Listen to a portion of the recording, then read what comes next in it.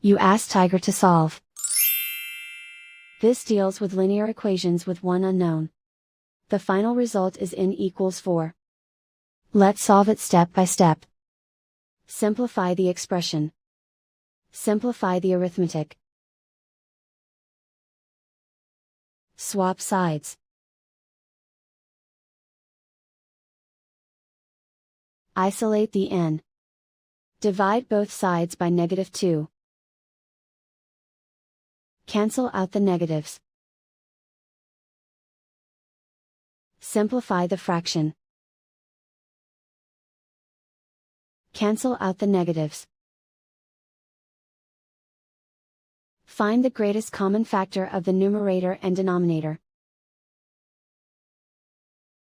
Factor out and cancel the greatest common factor.